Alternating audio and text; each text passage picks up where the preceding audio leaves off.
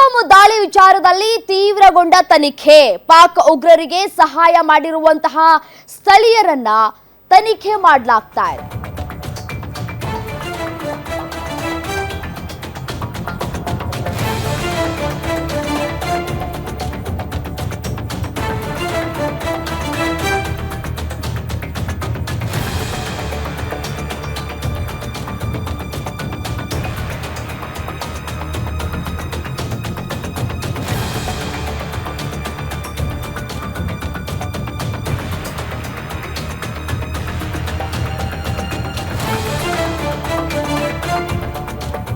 ಪಾಕ್ ಉಗ್ರರಿಗೆ ಸಹಾಯ ಮಾಡಿರೋ ಸ್ಥಳೀಯರನ್ನ ಇದೀಗ ವಿಚಾರಣೆ ಕೂಡ ಮಾಡಲಾಗ್ತಾ ಇದೆ. ಸ್ಥಳೀಯರ ಸಹಾಯದಿಂದಲೇ ಉಗ್ರರಿಂದ ದಾಳಿ ಆಗಿದೆ ಅನ್ನುವಂತಹ ಮಾಹಿತಿ ಸದ್ಯಕ್ಕೆ ಲಭ್ಯ ಆಗ್ತಾ ಇರುವಂತದ್ದು. ಸ್ಥಳೀಯರಿಂದ ಮಾಹಿತಿ ರವಾನೆಯಾಗಿದೆ. ಉಗ್ರರಿಗೆ ಸಹಾಯ ಮಾಡಿದ್ರ ಬಗ್ಗೆ ಸ್ಥಳೀಯರ ಬಂಧನ ಕೂಡ ಆಗಿದೆ. ಹಲವಾರು ಮಂದಿಯನ್ನ ಎನ್ಐಎ ಅಧಿಕಾರಿಗಳು ಬಂಧಿಸಿದ್ದಾರೆ. ಇವತ್ತು ಪಹಲ್ಗಾಮ್ಗೆ ಎನ್ಐಎ ಡಿಜಿ ಭೇಟಿಯನ್ನ ಕೂಡ ಕೊಡ್ಲಿಕ್ಕಿದ್ದಾರೆ.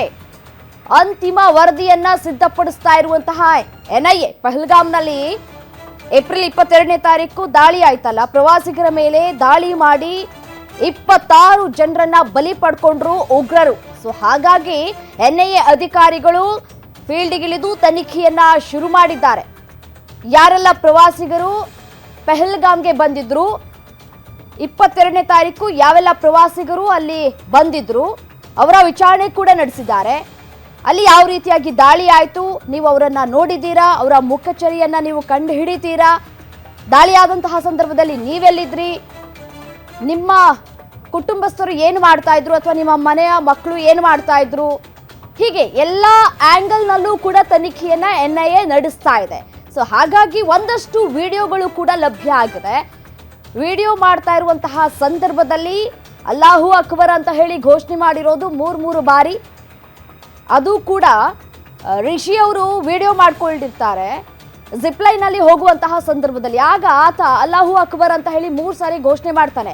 ಅದಾದ ನಂತರ ಇಮಿಡಿಯೇಟ್ ಆಗಿ ಉಗ್ರರು ದಾಳಿ ಮಾಡ್ತಾರೆ. ಸೊ ಒಂದಕ್ಕೊಂದು ಲಿಂಕ್ ಅನ್ನ ಪಡ್ಕೊಳ್ತಾ ಇದೆ.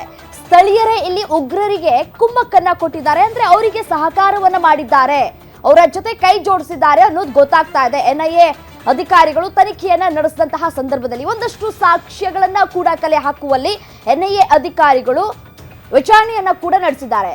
ಈಗಾಗಲೇ ಹಲವರನ್ನ ಕೂಡ ಬಂಧಿಸಿದೆ ಎನ್ಐಎ. ಯಾರೆಲ್ಲ ಸಪೋರ್ಟ್ ಮಾಡಿದ್ರಲ್ಲ ಉಗ್ರರಿಗೆ ಅವರನ್ನ ಬಂಧಿಸಿ ವಿಚಾರಣೆಯನ್ನ ಕೂಡ ನಡೆಸ್ತಾ ಇದೆ. ಅಂತಿಮ ವರದಿಯನ್ನ ಸಿದ್ಧಪಡಿಸ್ತಾ ಇದೆ ಇದೀಗ ಎನ್ಐಎ.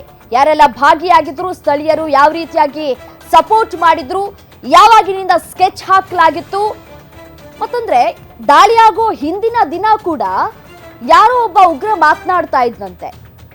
ಉಗ್ರ ಏನ್ ಮಾತನಾಡ್ತಾ ಇದ್ದ ಅಂತಂದ್ರೆ, ಪ್ರವಾಸಿಗರ ಸಂಖ್ಯೆ ಕಡಿಮೆ ಇದೆ ಇವತ್ತು, ಸೊ ಹಾಗಾಗಿ ನೋಡೋಣ ಅಂತ ಏನೋ ಮಾತನಾಡ್ತಾ ಇದ್ದಂತೆ. ಯಾರೋ ಅಲ್ಲಿ ಪ್ರವಾಸಿಗರು ಹಿಂದಿನ ದಿನ ಹೋದಂತಹ ಸಂದರ್ಭದಲ್ಲಿ ಯಾವಾಗ ಈ ಒಂದಷ್ಟು ಪಿಕ್ಚರ್ಸ್ಗಳು ಮುಖಚರಿಯ ಫೋಟೋಸ್ಗಳು ಬಿಡುಗಡೆ ಮಾಡಿದ್ರು, ಆಗ ಅವ್ರಿಗೆ ಗೊತ್ತಾಗಿದೆ ಓಕೆ ದಾಳಿ ಆಗೋದಕ್ಕೆ ಈ ಹಿಂದನೇ ಕೂಡ ಒಂದಷ್ಟು ಮಾಸ್ಟರ್ ಮೈಂಡ್ಗಳು ಕೆಲಸವನ್ನ ಮಾಡಿದ್ವು ಅನ್ನೋದು ಗೊತ್ತಾಗಿದೆ. ಸೊ ಈ ದಾಳಿ ಆದ ನಂತರ ಅವರು ಕೂಡ ಹೇಳಿಕೆಯನ್ನು ಕೂಡ ಕೊಟ್ಟಿದ್ದಾರೆ. ಹಿಂದಿನ ದಿನ ಒಂದಷ್ಟು ಮಾತುಕತೆ ಆಗ್ತಾ ಇತ್ತು, ಪ್ರವಾಸಿಗರ ಸಂಖ್ಯೆ ಕಡಿಮೆ ಇದೆ, ನೀವು ಎಲ್ಲಿಯವರು, ಭಾರತದವರ ಅಥವಾ ಇಲ್ಲೇ ಕಾಶ್ಮೀರದ ನಿವಾಸಿನ ಅಂತ ಹೀಗೆ ಹಲವು ಪ್ರಶ್ನೆಗಳನ್ನ ಕೂಡ ಮಾಡಿದ್ರಂತೆ ಉಗ್ರರು.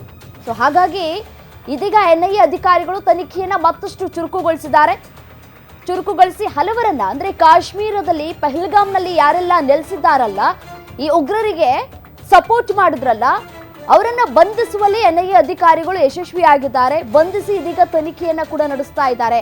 ಯಾರವರು, ಎಷ್ಟು ಜನ ಇದ್ದಾರೆ ಅವ್ರ ಗುಂಪಿನಲ್ಲಿ, ನೀವು ಯಾವಾಗಿಂದ ಅವ್ರಿಗೆ ಪರಿಚಯ, ಹೇಗೆ ಪರಿಚಯ ಆಯಿತು, ನಿಮ್ಗೆ ಯಾವ ರೀತಿಯಾಗಿ ಸಪೋರ್ಟ್ ಮಾಡಿದ್ರು, ನೀವು ಯಾಕೆ ಅವ್ರಿಗೆ ಸಪೋರ್ಟ್ ಮಾಡಿದ್ರಿ, ಹೀಗೆ ಹಲವಾರು ಆಂಗಲ್ನಲ್ಲಿ ತನಿಖೆಯನ್ನ ಕೂಡ ನಡೆಸಿದೆ ಎನ್ಐಎ. ಅಂತಿಮ ವರದಿಯನ್ನ ಸಿದ್ಧಪಡಿಸ್ತಾ ಇದ್ದಾರೆ ಎನ್ಐಎ ಅಧಿಕಾರಿಗಳು.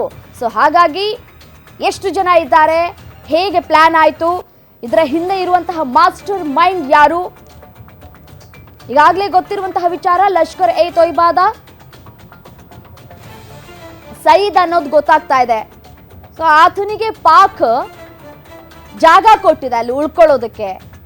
ಮತ್ತೆ ಪಾಕ್ ನೀಚತನ,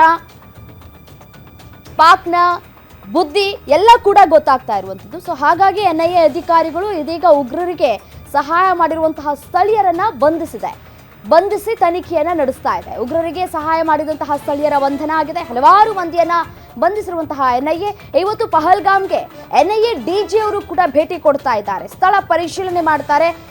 ಅದೇ ರೀತಿಯಾಗಿ ಯಾವ ರೀತಿಯಾಗಿ ನೀವು ಒಂದಷ್ಟು ವಿಡಿಯೋ ಸಾಕ್ಷಿಗಳಾದರೂ ಆಗಿರಬಹುದು, ಹೇಳಿಕೆಗಳನ್ನಾದರೂ ಆಗಿರ್ಬೋದು, ಯಾವ ರೀತಿಯಾಗಿ ಕಲೆಕ್ಟ್ ಮಾಡಿದ್ರು, ಯಾವ ರೀತಿಯಾಗಿ ಈ ಉಗ್ರರು ದಾಳಿ ಮಾಡಿದ್ರು, ಎಲ್ಲವನ್ನ ಕೂಡ ಇದೀಗ DG ಭೇಟಿ ಕೊಟ್ಟಂತಹ ಸಂದರ್ಭದಲ್ಲಿ ಎಕ್ಸ್ಪ್ಲೈನ್ ಕೂಡ ಮಾಡಲಿಕ್ಕಿದ್ದಾರೆ. ತನಿಖೆಯನ್ನು ನಡೆಸಿದಂತಹ NIA ಅಧಿಕಾರಿಗಳು ಸ್ಥಳಕ್ಕೆ DG ಭೇಟಿ ಕೊಡ್ತಾ ಇದ್ದಾರೆ. ಎಷ್ಟು ಗಂಟೆಗೆ ಭೇಟಿ ಕೊಡ್ತಾರೆ ಏನು ಅನ್ನೋದರ ಕುರಿತು ಇನ್ನಷ್ಟೇ ಮಾಹಿತಿ ಲಭ್ಯ ಆಗಬೇಕಾಗಿರುವಂಥದ್ದು. ಬಟ್ ಆದರೆ NIA DG ಭೇಟಿ ಕೊಟ್ಟು ಸ್ಥಳ ಪರಿಶೀಲನೆ ಕೂಡ ಮಾಡಲಿಕ್ಕಿದ್ದಾರೆ ಅನ್ನುವಂತಹ ಮಾಹಿತಿ ಲಭ್ಯ ಆಗ್ತಾ ಇದೆ.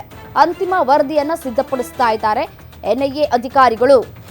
ಈ ಅಂತಿಮ ವರದಿ ಬಂದ ನಂತರ ಯಾವ ರೀತಿಯಾದಂತಹ ನಿರ್ಧಾರವನ್ನ ಕೈಗೊಳ್ಳುತ್ತೆ ಅನ್ನೋದು ಕಾದ್ ನೋಡ್ಬೇಕಾಗಿದೆ. ಯುದ್ಧ ಸಾರ್ಬಿಡುತ್ತಾ ಭಾರತ? ಇಲ್ಲ, ಈಗಾಗಲೇ ಯುದ್ಧ ಸಾರುತ್ತೆ ಅನ್ನೋದು ಆಗಿದ್ದರೆ ಈ ಹಿಂದೆನೆ ನಿನ್ನೆ ನಡೆಸಿದಂತಹ ಸಭೆಯಲ್ಲೇ ಒಂದಷ್ಟು ಅಂತಿಮ ನಿರ್ಧಾರಕ್ಕೆ ಬರುವಂತಹ ಸಾಧ್ಯತೆಗಳು ಇತ್ತು. ಬಟ್ ಆದರೆ ಅದು ಯಾವುದೂ ಆಗಿಲ್ಲ.